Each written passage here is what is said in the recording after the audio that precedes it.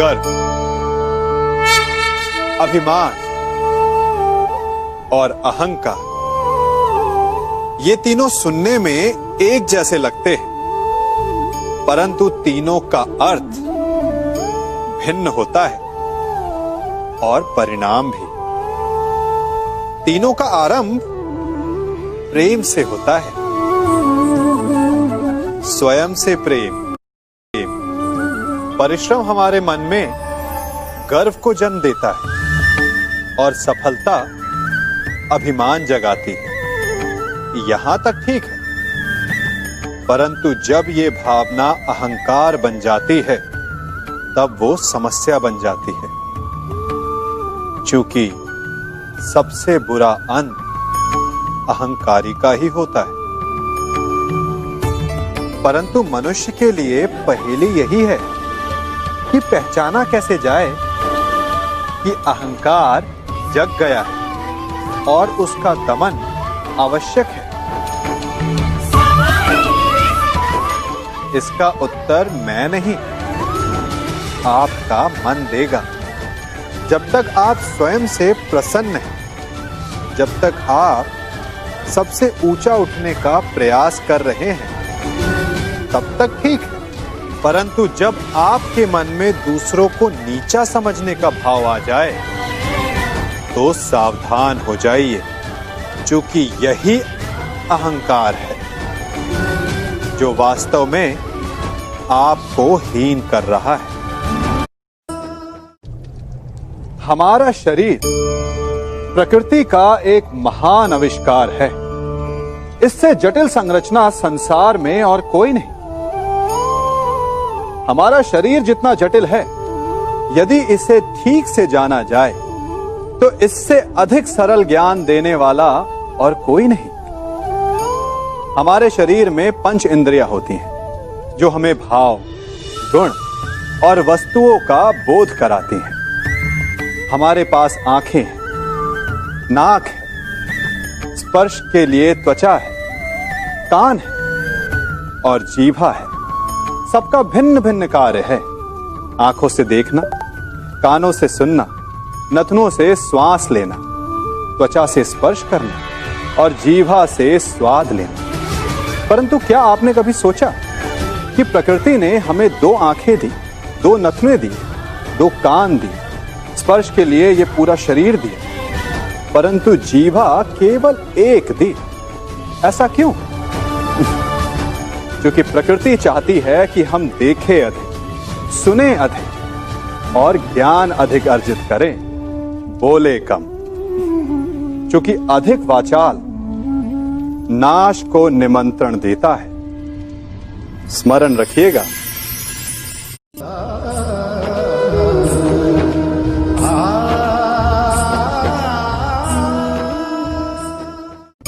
मनुष्य की सबसे बड़ी दुर्बलता क्या होती है? सोचिए। धन, प्रेम, अहंकार। मनुष्य की सबसे बड़ी दुर्बलता होती है उसके रहस्य।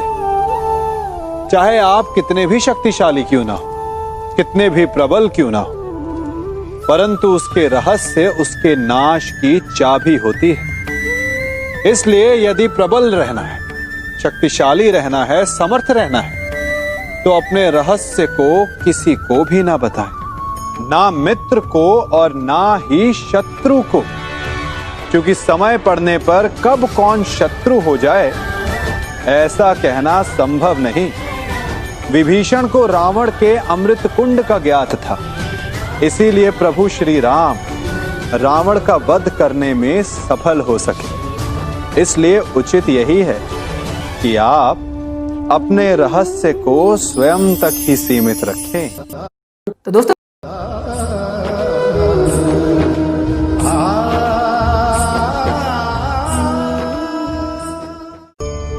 मनुष्य जीवन की परीक्षा में सफल होने के लिए क्या नहीं करता?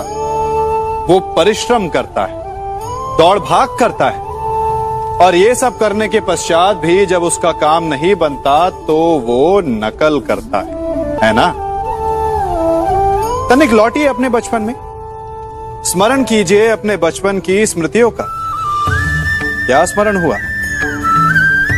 विद्यालय में जब आप परीक्षा देने जाते थे तो क्या होता था?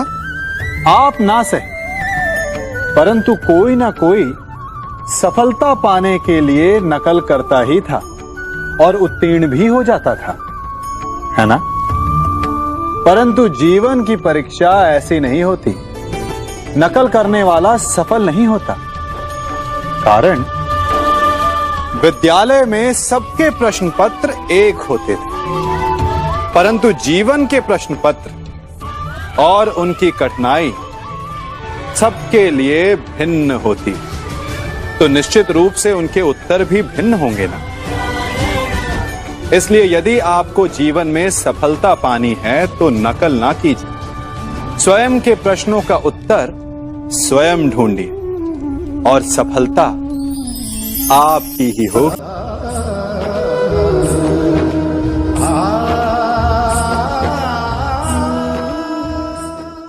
जब सागर का जल वाष्प बनकर उड़ता है तब वो हमें दिखाई नहीं देता।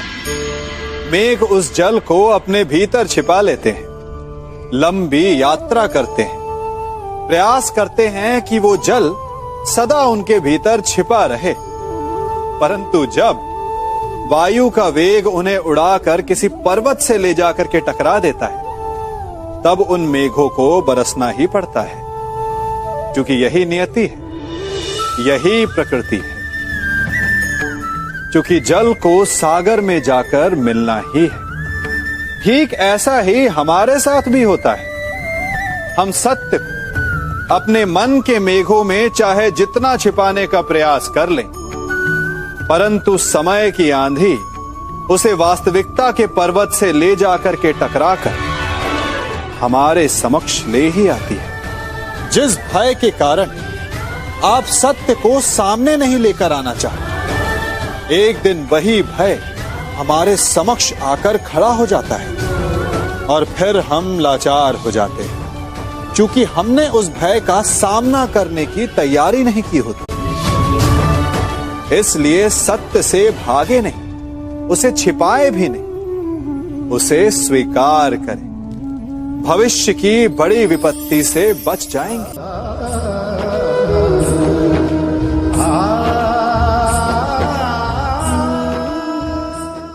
कभी कभी आप सबके जीवन में एक ऐसी विचित्र समस्या अवश्य आती है कि शक्तिशाली के समक्ष मौन हो जाओ। कि उस शक्तिशाली से विवाद करने से बचने के लिए आप मौन रह जाते। मानता हूं ऐसा करने से आप एक विवाद से बच जाते, एक संघर्ष से बच जाते, परंतु ऐसा बचाव एक बड़े संघर्ष को जन्म दे देता है। कैसे? हमारा मौन रहना अनजाने में उसका समर्थन बन जाता है और वो स्वयं को अधिक शक्तिशाली अनुभव करता है और यहां से हमारा दमन प्रारंभ हो जाता है। एक के बाद एक हम अन्याय में अनचाहे रूप से सम्मिलित होते चले जाते हैं। तो इसका तोड़ क्या है? ये समझने के लिए ये जानना आवश्यक है कि ऐसी कौन सी बात है जो आपको विरोध करने से रोकती है। ये सामने वाले की शक्ति नहीं जो आपको रोकती है, ये आपके भीतर छिपा भय है जो आपको रोकता है। हाँ, कभी कभी भय आपकी सुरक्षा अवश्य कर सकता है, परंतु साथ साथ ये भी जानना आवश्यक है कि ये भय ही है जो आपको मौन भी रखता है। इसलिए अपने मन से भय को निकालिए और खुलकर अनीति का, अन्याय का विरोध कीजिए और फिर देखिएगा आपका मन कितना मुक्त, कितना हल्का अनुभव करेगा।